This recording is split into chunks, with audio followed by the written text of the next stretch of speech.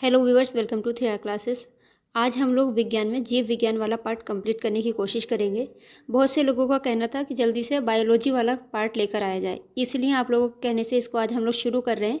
इससे पहले हम लोग मॉडर्न हिस्ट्री को पढ़ रहे थे। मॉडर्न हिस्ट्री हमारा कंप्लीट हो चुका है। उसके बाद सोचा था मध्यकालीन इतिहास शुरू करेंगे, लेकिन लोगों का कहना है कि जीव विज्ञान जल्दी से स्टार्ट किया जाए। कुछ लोगों के एग्जाम भी हैं, इसी चीज़ को ध्यान में रखते हुए आज हम लोग ये शुरू करेंगे। आपको बता दें, पॉलिटिकल साइंस, इंडियन और वर्ल्ड ज्योग्राफी और मॉडर्न हिस्ट्री का हम लोग पूरा कवर कर चुके हैं।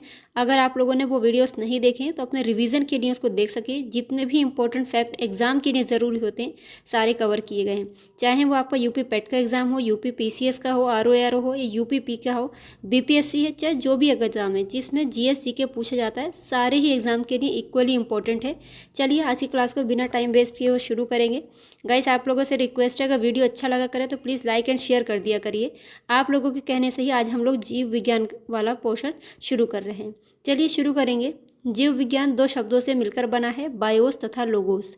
बायोस का अर्थ होता है जीवन और लोगोस का अर्थ क्या होता है? लोग्स का अर्थ होता है अध्ययन, अर्थात जीवन का अध्ययन ही जीव विज्ञान कहलाता है। थोड़ा सा बड़ा कर लेते हैं इसको। जीव विज्ञान विज्ञान की वह शाखा है जिसके अंतर्गत जीवधारियों का अध्ययन किया जाता है। अरस्तु को जीव विज्ञान तथा जंतु विज्ञान का जनक माना जाता है। इंपॉर्टेंट फैक्ट है, पूछा भी जाता है। आगे देखेंगे जीव विज्ञान की उपशाखाएं। जेरेंटोलॉजी क्या होता है? ये सारी चीज़ें एग्जाम में मिलाने के लिए बहुत पूछे जाते हैं। जो इंपॉर्टेंट है वो मैंने हाईलाइट करके रखा है। इंपॉर्टेंट तो इसमें एक एक लाइन है, क्योंकि इसकी हर एक लाइन से क्वेश्चन पूछे गए हैं। अगर आप लोगों को विश्वास नहीं है, वीडियो देखिए और क्वेश्चन लगाइए, तब आप लोगों को इसका पता चलेगा। चलिए देखेंगे जेरेंटोलॉजी का मतलब क्या होता है। मनुष्य में बुढ़ापा तथा बुढ़ापा लाने के कारकों का अध्ययन जेरेंटोलॉजी कहलाता है। बस बुढ़ापा कीवर्ड पकड़ना है, याद रखिएगा, जेरेंटोलॉजी। पेडोलॉजी की बात करेंगे, मृदा या मृदा निर्माण आदि का अध्ययन क्या कहलाता है? पेडोलॉजी। लिथोट्रिप्सी, ये क्वेश्चन पूछे हुए हैं। गुर्दे, पित्ताशय, मूत्राशय की थैली आदि में स्थित पथरी को तोड़कर मरीज का इलाज करने में इसका अध्ययन किया जाता है। एग्रोस्टोलॉजी, घास का अध्ययन कहलाता है। बायोमेट्री, लोग जानते ही हैं आप लोग सारे। गणित और सांख्यिकी की तकनीकों द्वारा जीव विज्ञान का अध्ययन क्या कहलाता है? बायोमेट्री कहलाता है।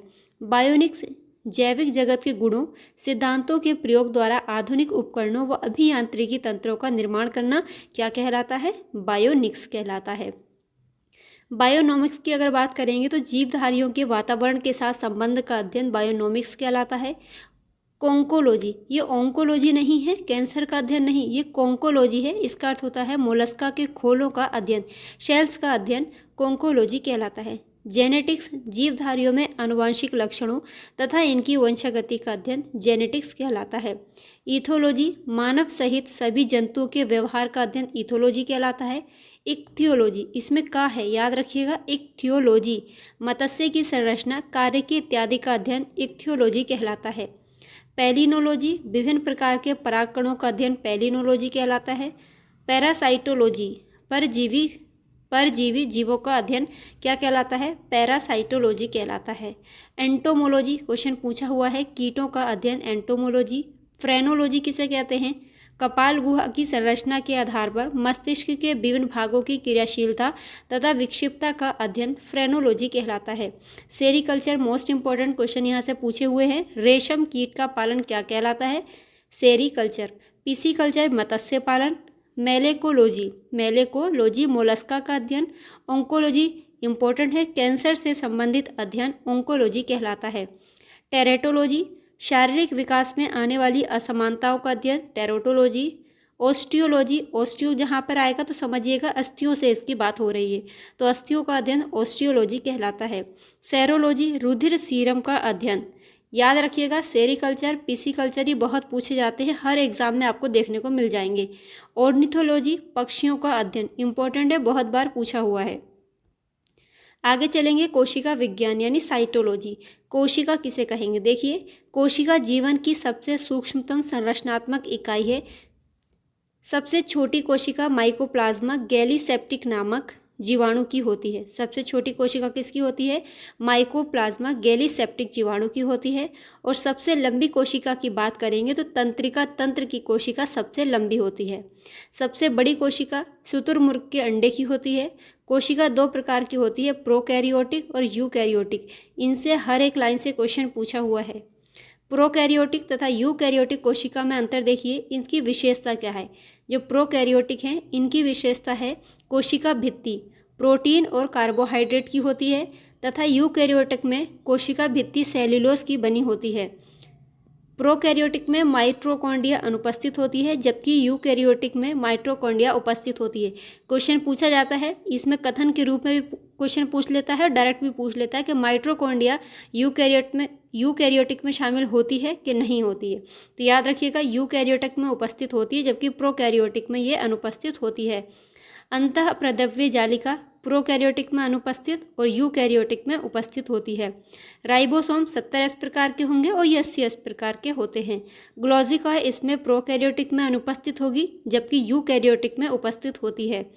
केंद्रक झिल्ली अनुपस्थित होगी प्रोकैरियोटिक में और यूकैरियोटिक में उपस्थित होगी। 2 से 3 बार सुनिएगा, याद हो जाएंगे।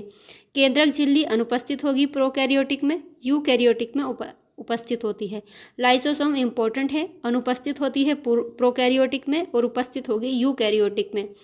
डीएनए एकल सूत्री होता है और इसमें द्विसूत्री होता है। कोशिका विभाजन की बात करेंगे तो प्रोकैरियोटिक में विखंडन अथवा मुकुलन के द्वारा होता है, क्वेश्चन पूछा हुआ है, जबकि यूकैरियोटिक में अर्धसूत्री तथा समसूत्री इसमें कोशिका विभाजन होता है।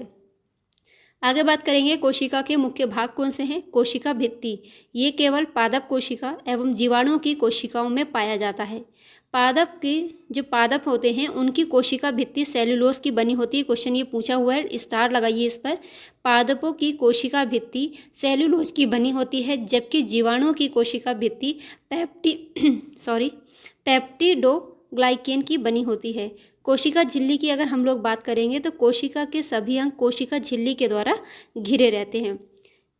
ये एक अर्धपारगम्य झिल्ली होती है। इसका मुख्य कार्य कोशिका के अंदर एवं बाहर वाले पदार्थों का निर्धारण करना है। अंतःप्रद्रव्य जालिका की अगर बात करेंगे तो अंतःप्रद्रव्य जालिका केंद्रक झिल्ली तथा कोशिका कला से संबद्ध होती है। इसका मुख्य कार्य उन सभी वसाओं तथा प्रोटीनों का संचरण करना है जो कोशिका झिल्ली, केंद्रक झिल्ली आदि का निर्माण करते हैं। राइबोसोम इम्पोर्टेंट है, इसको प्रोटीन संश्लेषण के लिए भी जाना जाता है। ये राइबो न्यूक्लिक एसिड नामक प्रोटीन की बनी होती है। ये प्रोटीन संश्लेषण की क्रिया के लिए स्थान प्रदान करते हैं। अभी बताया, इम्पोर्टेंट है, प्रोटीन संश्लेषण के लिए राइबोसोम याद रखना, डायरेक्ट पूछा जाता है।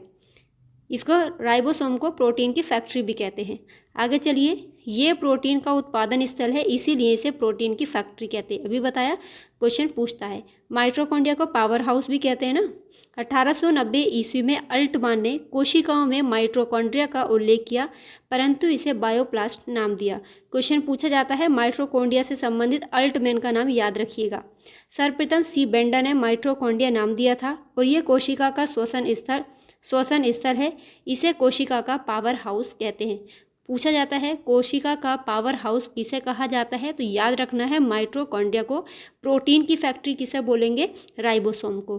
ग्लाजिकाई की बात करेंगे तो इसकी खोज किसने की थी, कैमिलो ग्लाजी ने की थी। गाइस याद रखिएगा इनका नाम, ये इनसे मैचिंग करने के लिए क्वेश्चन काफ़ी बार पूछे हुए हैं। ग्लाजिकाई, माइटोकॉन्ड्रिया, इनके नाम याद रखना है। ग्लाजिकाई की खोज कैमिलो ग्लाजी ने 1898 ईस्वी में की थी। ग्लाजिकाई में लाइपोकॉन्ड्रिया भी कहते हैं। जो ग्लाजिकाई है इसको क्या कहते हैं, ग्लाजी में गलत बोल रही हूँ, गोल्जिकाई है, इसको लाइपोकॉन्ड्रिया कहते हैं और पौधों में इसे डिक्टियोसोम कहते हैं। कोशिका श्रवण देखिए, गोल्जिकाई के प्रमुख कार्य निम्नलिखित हैं। जैव कलाओं का रूपांतरण, हार्मोन्स तथा जटिल कार्बोहाइड्रेट का निर्माण और एक्रोसोम का निर्माण ये करते हैं। आगे चलेंगे, लाइसोसोम इंपॉर्टेंट है, आत्महत्या की थैली भी इसको कहा जाता है। 1955 में लाइसोसोम की खोज सबसे पहले किसने की थी? डी डुवे ने की थी। क्वेश्चन पूछा हुआ है लाइसोसोम की खोज सबसे पहले किसने की थी? तो याद रखिएगा डी डुवे ने की थी 1955 ईस्वी में। लाइसोसोम का प्रमुख कार्य बाह्य पदार्थों का भक्षण एवं पाचन करना है और इसे आत्महत्या की थैली कहा जाता है। क्वेश्चन पूछते हैं आत्महत्या की थैली किसे कहते हैं? लाइसोसोम और राइबोसोम दोनों में कन्फ्यूजन होता है, तो याद रखिएगा आत्महत्या की थैली लाइसोसोम को कहा जाता है। तारककाय या सेंट्रोसोम, सेंट्रोसोम की खोज किसने की थी? एडवर्ड वान वेंडेन ने 1883 ईस्वी में किया और जबकि इसका नामकरण किसने किया था? टी वावेरी ने 1888 ईस्वी में किया था। दोनों के नाम पूछे हुए हैं, इसलिए ये याद रखना है। तारककाय मात्र जंतुओं की कोशिकाओं में ही पाया जाता है। लवक या प्लास्टिड्स क्या होते हैं? लवक की खोज हैकल नामक वैज्ञानिकों ने की। लवक प्रायः पादप कोशिकाओं में पाया जाता है। हरित लवक, हरित लवक में पर्णहरिम नामक हरे रंग का वर्णक पाया जाता है। सारे लोग जानते हैं, बचपन से इस चीज़ को पढ़ते आ रहे हैं हम लोग। चलिए देखेंगे पादप और जंतु कोशिका में अंतर देखते हैं, इससे क्वेश्चन बनते हैं। कोशिका भित्ति इसमें पादप कोशिका में उपस्थित होती है, जबकि जंतु कोशिका में कोशिका भित्ति अनुपस्थित रहती है। थोड़ा बड़ा कर लें।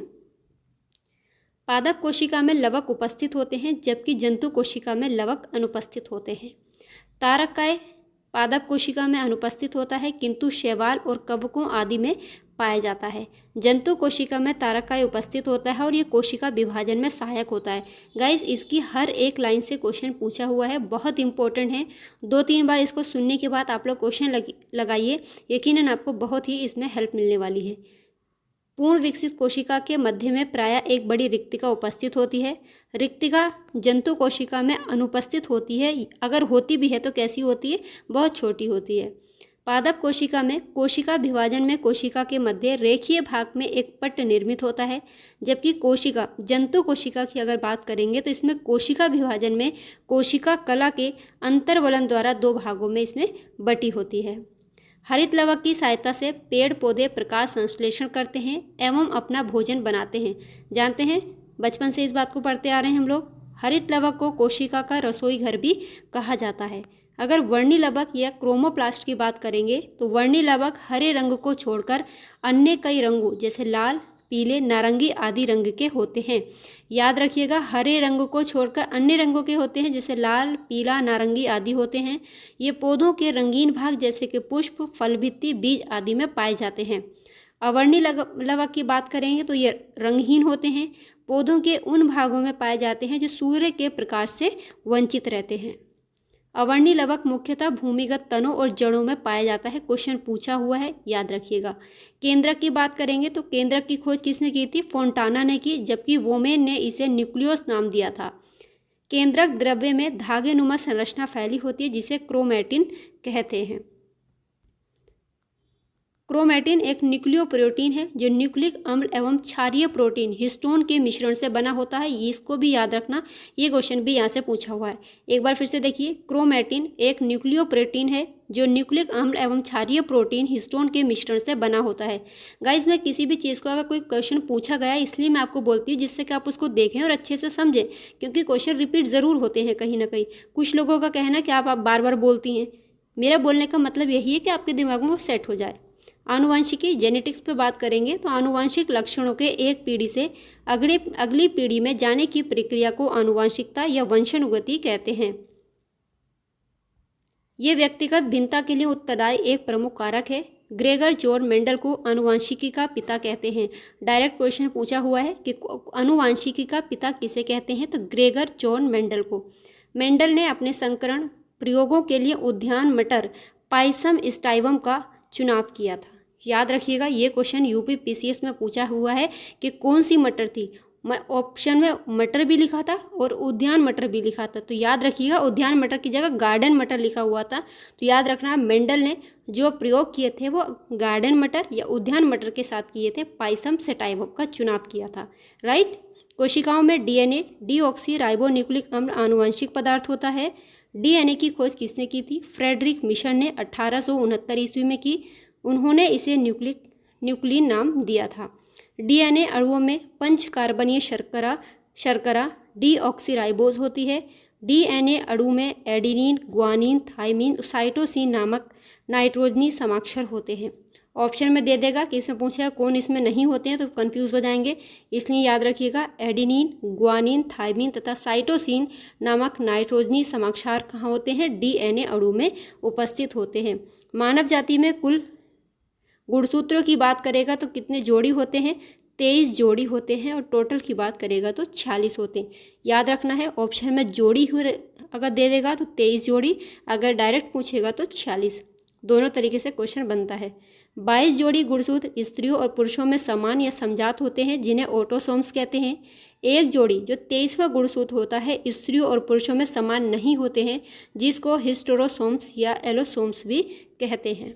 गाइज आज की क्लास हमारी यहाँ पर कंप्लीट होती है, आगे की क्लास में हम कल कंटिन्यू करेंगे। अगर वीडियो अच्छा लगा हो तो प्लीज़ लाइक एंड शेयर कर दीजिएगा। मिलेंगे अगली क्लास में, तब तक मुस्कुराते रहिए, पढ़ते रहिए। वीडियो अच्छा लगा हो तो लाइक एंड शेयर करिए, कामयाबी ज़रूर मिलेगी। बार बार पढ़ते रहिए, मेहनत करते रहिए। बाय।